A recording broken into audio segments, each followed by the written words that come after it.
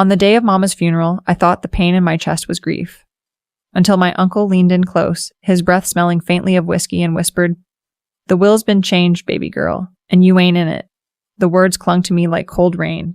I stood frozen at the end of the pew, the black silk of my dress sticking to my skin from sweat. The choir's hymn blurred into a distant hum. My little sister Keisha squeezed my hand, her tear-streaked face searching mine for comfort, but I couldn't tell her, not here, not now. Mama had worked 2 jobs her whole life, cleaning houses during the day, cooking at a small diner at night, just to keep a roof over our heads. She used to say, "Everything I have, Tasha, will be yours and Keisha's one day. So why would I be cut out of her will?" After the burial, the family gathered in the church hall. The smell of fried chicken and collard greens filled the air, but I couldn't eat. My eyes kept drifting to Aunt Brenda, Mama's younger sister, dressed in a bright red suit that felt wildly out of place at a funeral. She was laughing with some cousins, flashing her gold bracelets like she was showing off a prize. Keisha tugged my sleeve and whispered, "Tasha, why's Aunt Brenda acting so happy?" I forced a smile and told her, "Don't worry about her, baby. Just eat your plate."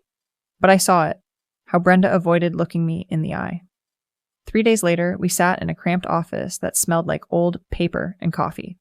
The lawyer, a short, balding man named Mr. Whitaker, adjusted his glasses and opened a file. "I, Evelyn Carter, leave my home, savings, and personal belongings to my sister, Brenda Johnson." The words felt like a punch to the gut. My name wasn't mentioned. Keisha's wasn't mentioned.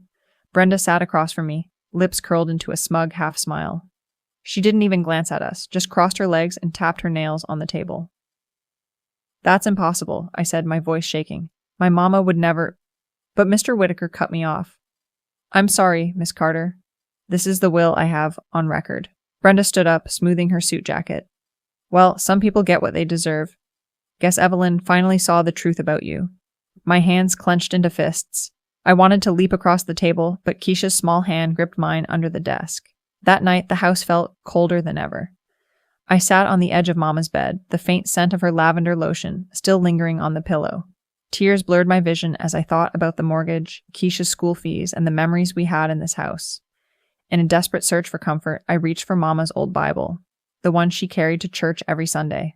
As I flipped through, a folded letter slipped out and landed on the floor.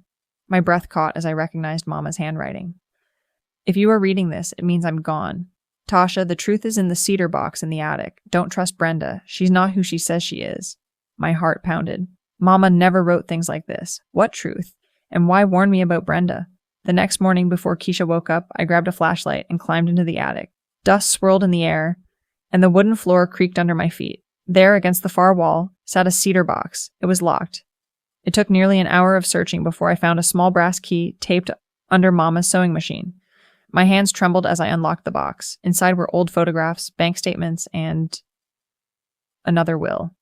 This one was dated just 3 months ago. In this will, Mama left everything. Her house, her savings, her belongings, to me and Keisha. I also found a small notebook. Inside were pages of notes about Brenda, loans she'd taken from Mama, money she never paid back, arguments about the house. And at the back, a receipt for a private investigator Mama had hired just weeks before she died. I went back to Mr. Whitaker's office with the box. At first he hesitated, until I placed the newer will in front of him. This changes everything," he said quietly. "Brenda must have replaced this with the older document. If we can prove that, we can challenge it in court." That night, I told Keisha the truth. She sat in silence for a long time, then whispered, "Mama said you were the strong one. Guess she was right. We decided to fight." The courtroom smelled faintly of wood polish and tension. Brenda walked in, wearing another bright suit, as if she were attending a fashion show, not a legal battle. She didn't look at me once. When the judge read the evidence, the newer will, Mama's notes, the investigator's report, the color drained from Brenda's face. She tried to claim Mama had changed her mind back, but her story fell apart under cross-examination. In the end, the judge's gavel came down hard. "This court finds that the most recent will, dated June 4th, is valid. The estate shall be awarded to Natasha Carter and Keisha Carter, as per Evelyn Carter's wishes." Outside the courthouse, the sun felt warmer than it had in weeks. Keisha hugged me tight, her voice trembling. Mama's proud of you. I just know it.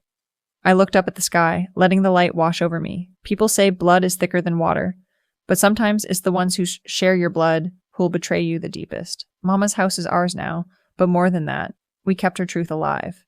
And in the end, justice isn't just served in the courtroom. It's served in the peace you feel when you know you fought for what's right.